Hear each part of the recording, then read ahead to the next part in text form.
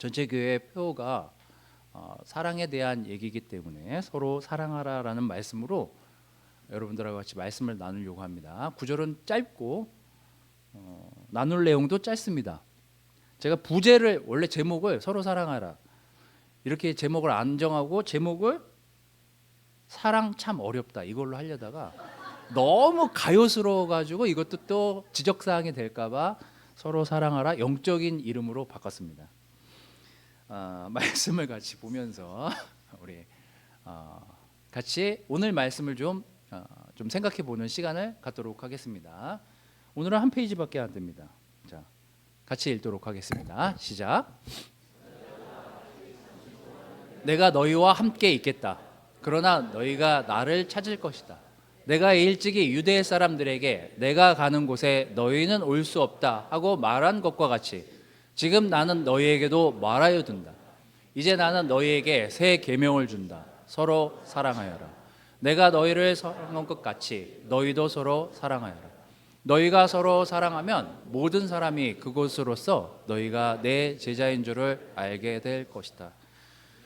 지난주에도 말씀드렸다시피 이 13장에서 16장은 예수님이 이 땅에서 제자들에게 하신 마지막 말씀이고 고백입니다.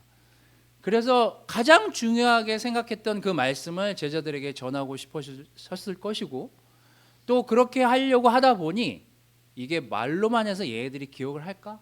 라는 생각을 하셨는지도 모르겠습니다. 그래서 행동으로 옮긴 게 제자들의 발을 씻기고 내가 무엇을 하려고 하는지 너희들이 이해했으면 좋겠다라는 말로 이 고별 설교의 마지막을 장식하시죠. 근데 굉장히 반복해서 나오는 말이 있습니다. 이거는 여기뿐만 아니라 15장에도 나오는데요. 여기 두 번이나 반복을 합니다. 뭐예요? 서로 사랑하여라. 내가 너희를 사랑한 것 같이 너희도 서로 사랑하여라. 이렇게 두 번 얘기를 하십니다.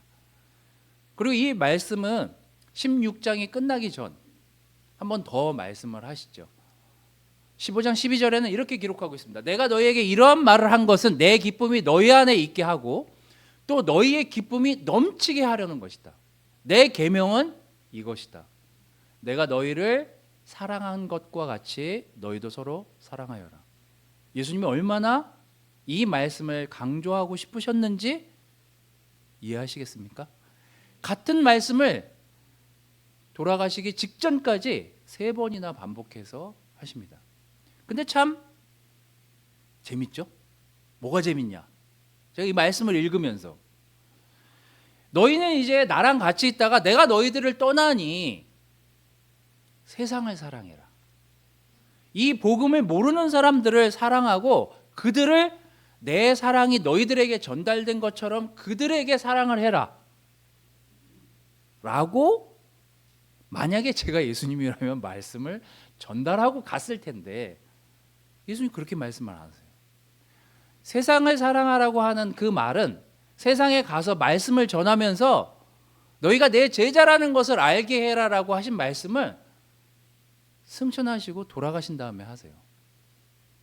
사도행전 1장을 보시거나 마태복음 28장을 보면 예수님은 세상에 대해서 이야기한 건 돌아가신 다음이에요.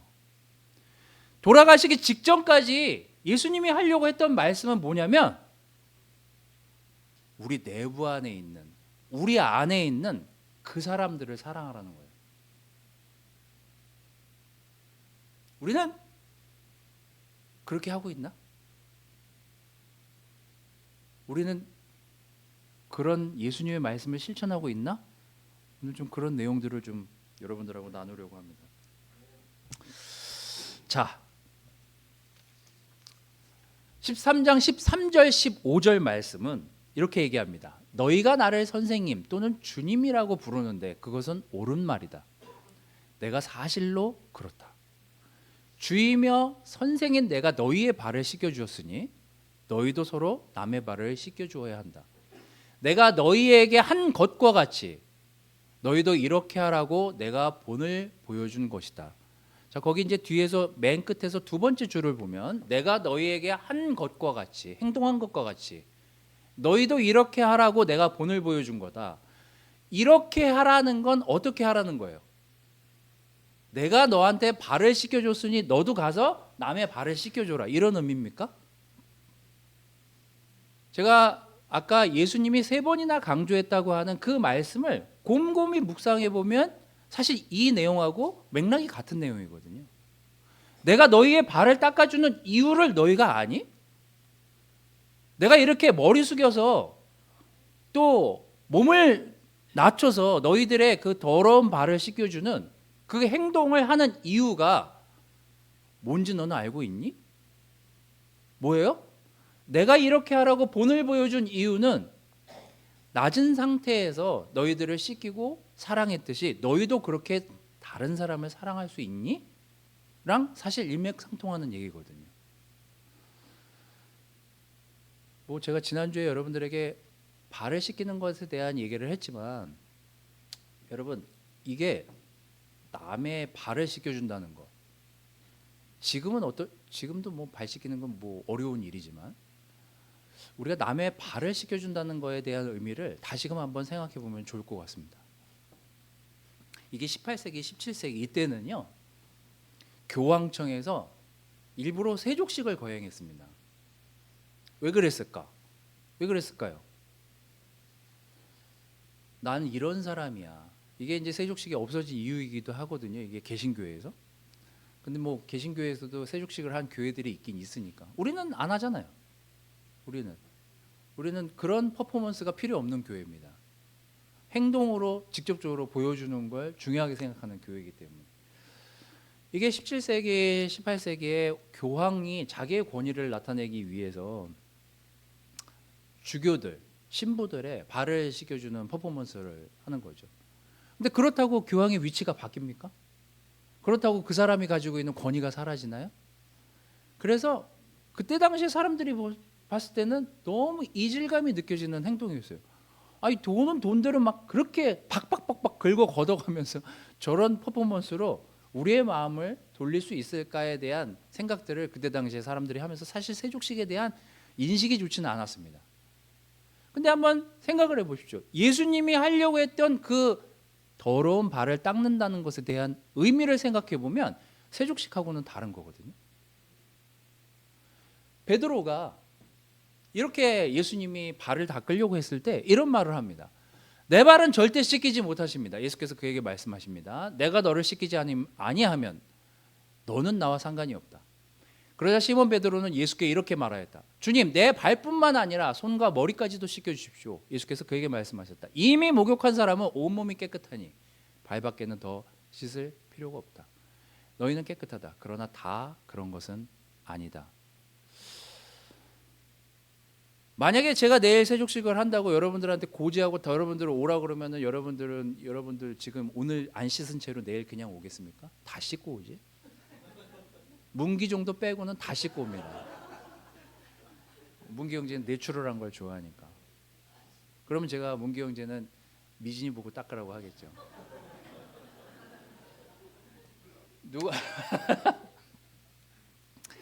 누군가의 발을 씻긴다는 의미를 여러분 한번 잘 생각해 보십시오. 제가 지난주에도 여러분들한테 말씀드렸다시피 발은 그때 당시에 종들도 안 하려고 하던 아주 더러운 것입니다. 교회가 하려고 하는 일은 그런 거예요. 또 예수님이 하려고 했던 일들은 사실 우리가 범접하기 굉장히 어려운 일입니다. 제가 어떤 퍼포먼스는 할 수 있겠죠. 그래도 내가 목사인데, 그래도 내가 목사라는 타이틀로 또 교회에서 일을 한다는 그 타이틀로 어느 정도 예수님의 흉내를 낼 수는 있지만 사실 이 일을 하기는 굉장히 어렵습니다. 예수님이 우리에게 얘기하시려고 하는 얘기는 이거예요. 너가 정말 아주 그냥 보편적인 누군가의 죄를 듣고 그것에 대해서 네가 그 사람과 그 죄를 나누고 고백하고 그 정도뿐만이 아니다. 정말 그 사람의 더럽고 정말 이 사람 제자 맞아? 정말 이렇게 정말 못되게 구는 사람을 내가 이렇게까지 사랑해야 돼? 라고 하는 거기까지 사랑할 수 있느냐를 예수님은 제자들에게 얘기하고 계십니다. 제가 얘기했잖아요. 이미 다 팔을 씻기면서도 누가 자기를 배신할지. 누가 자기를 3번이나 부인할지. 예수님이 신이셨기 때문에 다 알고 계시면서 그 일을 해내세요. 여러분이라면 그 일을 누군가가 나를 해하려고 하고 나를 욕보이고 나를 괴롭히고 정말로 못된 짓을 그렇게 많이 하는 사람이 여러분에게 와서 사랑한다고 얘기하고 아무 일도 없다는 듯이 그렇게 하는 사람을 난 알고 있어요. 그 사람에 대해서. 그 사람을 사랑할 수 있습니까? 그 사람 우리가 용서할 수 있어요? 그래서 예수님이 하려고 하시는, 우리에게 하라고 하는 그 사랑은 제가 받아들이기가 참 어렵더라고요. 우리가 생각하는 우리의 죄의 기준이 있잖아요. 내가 거짓말을 했어. 그건 별거 아닌 것처럼 우린 얘기하잖아요. 그 정도는 서로 용서해주고 화해해주고 이해해주려고 하잖아요. 근데 누군가 심각하게 죄를 졌고 누군가가 교회를 박해하고 같은 교회에 있는데 누군가 그 교회에 같은 그룹에 있는 사람들을 해코지 하고 괴롭힌다고 생각해 보십시오. 우리가 그 사람 사랑할 수 있어요? 라고 예수님이 나한테 질문하면 못하겠습니다. 이렇게 생각이 들더라고요. 난 너의 너무나도 더러운 부분까지 네 마음에 아주 정말 지저분하고 보여주고 싶지 않은 네 발을 내가 씻겨줬는데 넌 그렇게 할 수 있니? 라고 예수님이 나한테 되물었을 때 사실 거기에 저는 대답할 수가 없었습니다. 제가 두려운 거는요, 여러분은 어떤지 모르겠습니다. 여러분 그룹에서 여러분 형제끼리 자매끼리 여러분 죄에 대해서 여러분 정말 더러운 마음에 떼낀 그 발의 모습을 드러내고 싶지 않은 부분이 있겠죠. 여러분 그런데 저는 오죽하겠어요? 저는 목사인데? 전 사실 더 두려워요. 내가 내 발의 더러운 부분들을 여러분들한테 얘기했을 때 막 성경책 집어 던지고 막 핸드폰 집어 던지고 네가 목사 맞아? 이럴까 봐에 대한 공포심이 있다니까요. 저도. 그러니까 오픈하는 사람들이 점점 줄어들어요. 저도. 이걸 내가 저 사람한테 얘기했을 때 시험 들지 않을까? 내가 내 마음에 있는 어떤 갈등이나 생각들을 누군가한테 얘기했을 때 그래도 내가 목사인데 아니 목사님 그 정도밖에 못해요? 라고 비난받지는 않을까? 라는 생각 때문에 점점 시야가 좁아져요. 제가 그렇습니다. 그런데 여러분은 목사는 아니잖아요. 그런데도 여러분의 더러운 발을 드러내놓기가 힘든데 저는 어떻게 했냐고요.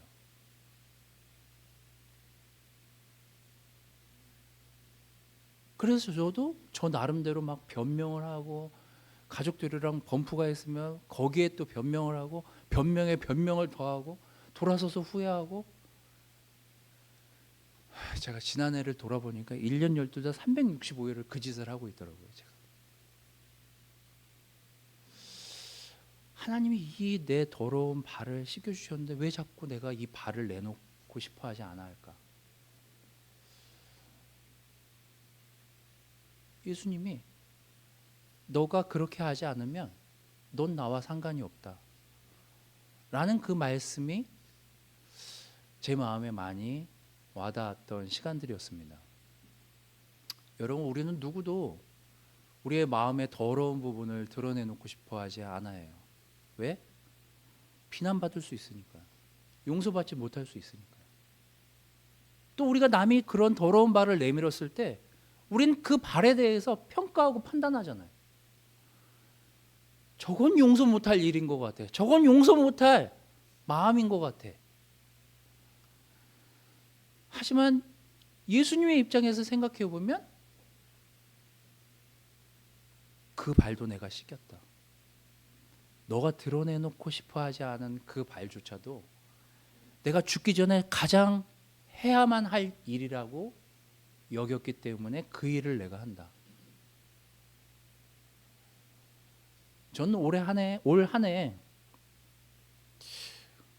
여러분 그룹에 있는 사람들의 마음의 발을 닦는 일을 우리 모두가 했으면 좋겠습니다.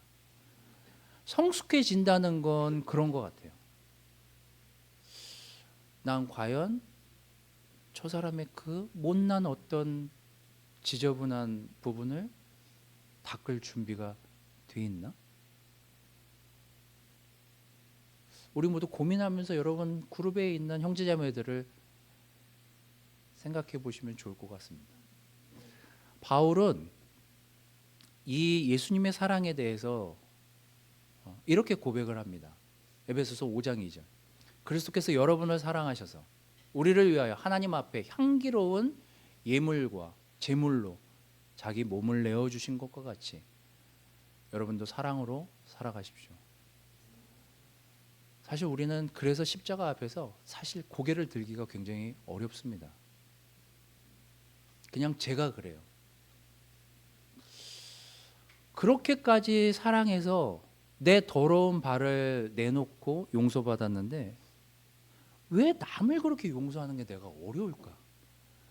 왜 남의 죄를 내가 그렇게 받아들이기가 힘든 걸까? 내 죄를 누군가한테 얘기하는 건 난 왜 그걸 못하는 걸까? 이게 저를 버겁게 하더라고요. 예수님은 내가 배반할 거, 내가 배신할 거 다 알면서도 내 발을 닦아주시고 언제든지 내가 내 발을 내밀도록 기다리고 계신데 도대체 무엇이 나를 막고 있는 걸까? 이게 하여튼 지난 작년 말에 제가 예수님에 대해서 생각하면서 느낀 바입니다. 여러분, 우리는 누군가의 발을 닦아주기 위해서 이 자리에 있습니다. 내가 나를 사랑하기 위해서 제자가 된 게 아니라 내가 누군가를 사랑하기 위해서 제자가 됐다면 오늘 예수님의 이 제자들의 발을 닦아주신 의미를 다시금 여러분들이 생각해 보시기를 바라겠습니다. 하지만 사랑한 상대에게 말을 해줄 수밖에 없습니다. 이건 부모가 되신 분들은 다 아실 거예요. 아이들한테 상처가 되더라도 어떤 이야기는 해줄 수밖에 없습니다. 왜냐하면 사랑하니까 얘기하는 거잖아요. 제일 미련한 짓이 뭐예요? 내가 그 자녀를 사랑해요. 내가 내 아이들을 사랑해요. 근데 아이들이 뭔가 잘못 판단하고 잘못 행동하고 잘못 얘기하는 것을 그래? 난 널 사랑하니까 네가 알아서 해. 우리가 이렇게 합니까? 잔소리는 사랑하는 사람만이 할 수 있어요. 우린 때로 잔소리도 듣기 힘들어 하잖아요. 아내가 뭘 얘기하면 잔소리로 생각하고 남편은 잔소리는 안 하죠. 무시하지. 말을 안 하잖아요. 남편들은. 자식들은 어때요? 듣고 싶어 하지 않아 하잖아요. 이건 뭐 자녀를 키워보신 분들은 다 아실 거예요. 그렇다고 우리가 얘기 안 하나요? 그건 포기하는 거죠. 예수님이 발을 닦아주시면서 제자들의 발을 닦아주시면서 그래 이제 앞으로 네 마음대로 해라 이 자식아. 속으로 그렇게 생각하시면서 그러면서 제자들의 발을 닦지 않으세요. 만찬을 하실 때도 제자들이 예수님에게 그 분위기에서 이거 뭐지? 예수님 왜 이렇게 하시는 거지? 라고 궁금해하면서 도대체 누가 예수님을 배신하려고 하는 겁니까? 물어봤을 때도 예수님은 또박또박 다 대답하십니다. 13장 21절 22절은 마음이 괴로우셨지만 환히 드러내서 말씀하셨다라고 기록하고 있습니다. 마음은 너무 힘들었는데 얘기할 수밖에 없었어요. 마음은 너무 괴로웠지만 얘기는 해놔야 될 것 같았어요. 그게 사랑이에요. 내가 진정으로 너희에게 말한다. 너희 가운데 한 사람이 나를 팔아 넘길 것이다. 제자들은 당황했고 누구를 두고 하시는 말씀인지 몰라서 서로 바라보면서 웅성웅성대기 시작하고 서로 찌르면서 시몬 베드로가 옆에 있는 제자한테 찔러서 야 네가 물어봐 이렇게 얘기하죠. 하지만 거기서 예수님이 한 사람을 지목하진 않지만 가서 내 할 일을 하라라고 하면서 유다에게 이 말씀을 하십니다. 만약에 내 스스로 이 말씀을 묵상하면서 내가 유다였고 예수님이 여러 제자 가운데 내가 예수님을 팔아넘길 생각을 하고 있는 입장의 사람이었는데 예수님이 저한테 효종아 가서 네가 하려고 하는 그거 해 라고 하면 여러분은 어떻겠냐고요. 너무 찔린다. 어떻게 나한테 이런 말씀을 하셨지? 난지 아시는 건가? 라고 하면서 가서 꼰질르겠어요? 전 못했을 것 같아요.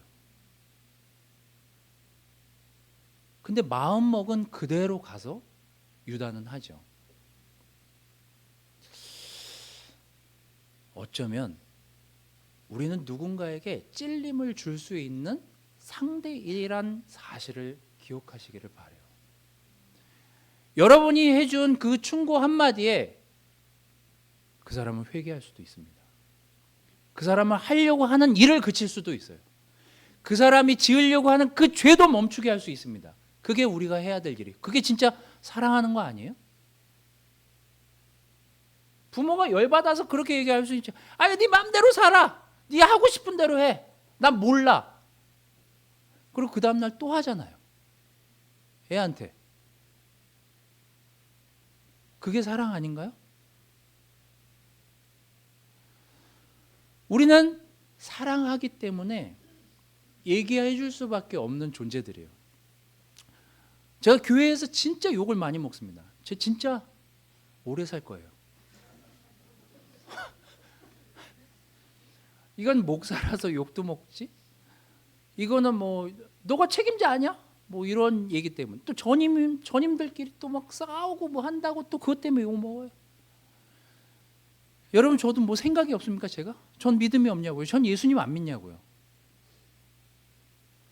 제가 가지고 있는 기준은 이거예요. 우리가 정한 룰이 있어요.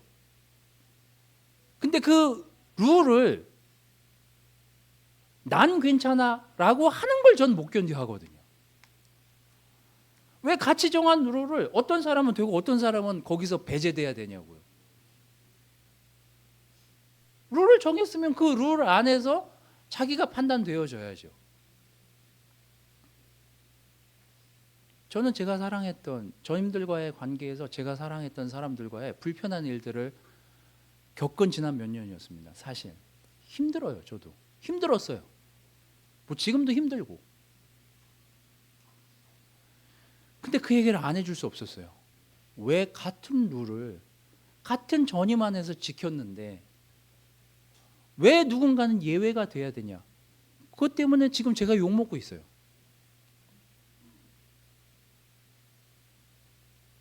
하지만 그 얘기를 안 할 수가 없었습니다. 지나고 나니 그래요. 지지고 볶고 지들끼리 잘한다. 이런 얘기도 듣죠. 하지만 여러분, 누군가에게 그 얘기를 하지 않는다면, 여러분이 저에게 와서 이건 아닙니다라고 얘기해 주지 않는다면, 이건 우리가 지킨, 우리가 하려고 했던 그 일에서 벗어나는 일입니다라고 누군가 너무 두렵고 힘들지만 그 얘기를 해주지 않는다면 저는 어떻게 되고 여러분은 어떻게 되겠냐고요. 사랑하기 때문에 어떤 것들은 냉정해질 수밖에 없습니다. 이게 우리가 해야 될 일이에요. 사랑하면 그게 오해가 되든 뭐가 되든 나중에 그 사람이 왜 그런 이야기를 했는지 알게 되는 시간이 옵니다. 자녀들이요? 어제 내가 한 그 얘기 때문에 상처받고 괴로워하다가도요, 그때 그 얘기해줘서 고마워라고 얘기할 그 시간이 또 올 수 있다니까요. 우리가 감정적이만 되지 않는다면. 마지막은 온유하고 겸손한 상태로 사랑하라는 거예요. 13장 16절 17절은 예수님이 이렇게 제자들하고 말씀을 하십니다. 이걸 원문으로 보면 우리가 좀 생각해 봐야 될 내용이 또 나옵니다.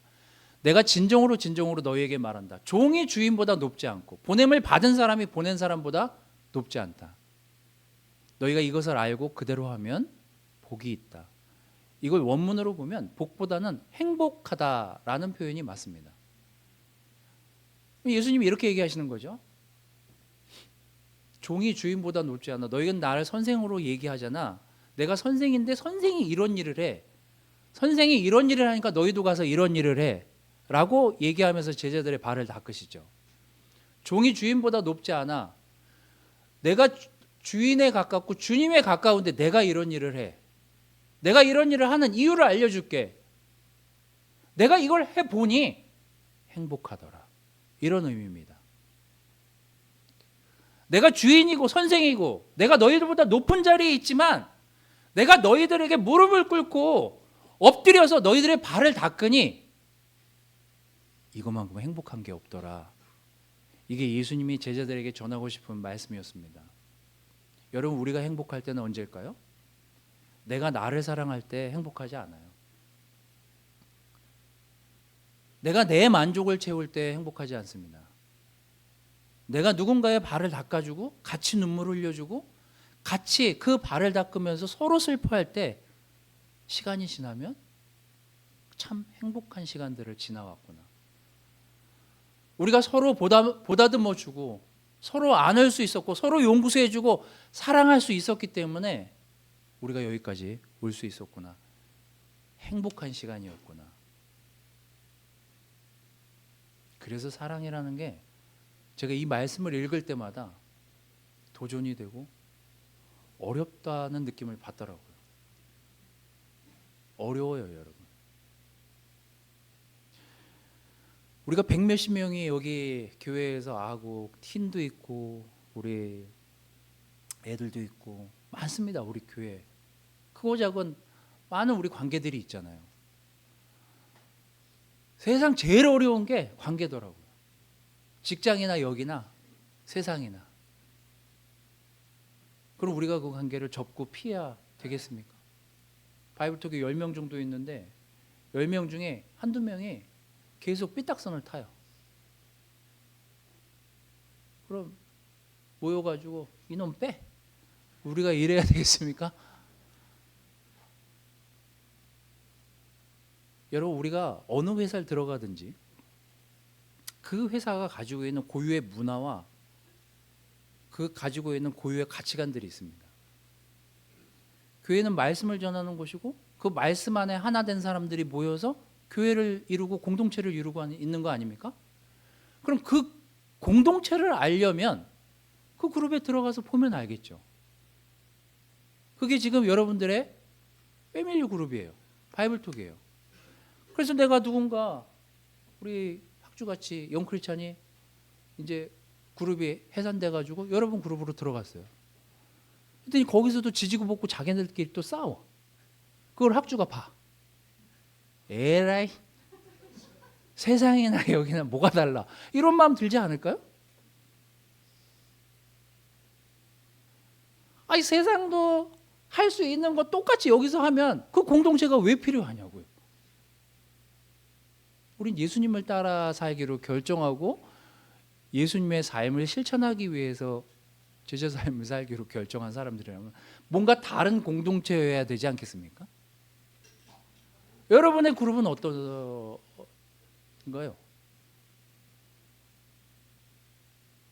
서로 온유와 겸손으로 여러분 그룹에 있는 사람들을 섬기고 그 죄를 눈물로 닦아주려고 하고 떠안고 같이 기도하고 같이 사랑하려고 하고 같이 가려고 하는 그 태도가 여러분 안에 있습니까?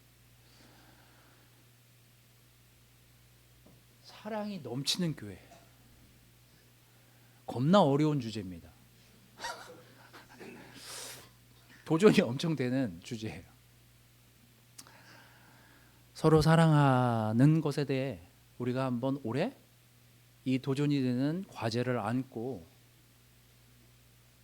내가 누군가의 발을 닦아준다는 그 의미를 다시금 여러분들이 생각해 보시기를 바라겠습니다. 또 그 용기와 믿음을 가지고 상대에게 진심을 말해줄 수 있는 그 믿음 또한 우리 안에 공존했으면 좋겠습니다. 온유하고 겸손한 마음의 태도로 무릎을 숙이고 머리를 숙여서 여러분의 위치와 상관없이 여러분의 사회적 지위와 상관없이 누군가에게 겸손하게 발을 닦아주고 여러분의 발을 내어줄 수 있다면 정말 사랑이 넘치는 교회가 되지 않을까요? 이게 올 한 해 우리에게 주어진 커다란 과업이자 과제입니다. 이 서로 사랑하고 이 사랑이 넘치는 교회가 될 수 있도록 우리 모두 예수님의 발을 닦아주시는 그 의미를 다시금 되새겨보는 그 첫 시간이 되시기를 바라겠습니다. 말씀 마치도록 하겠습니다.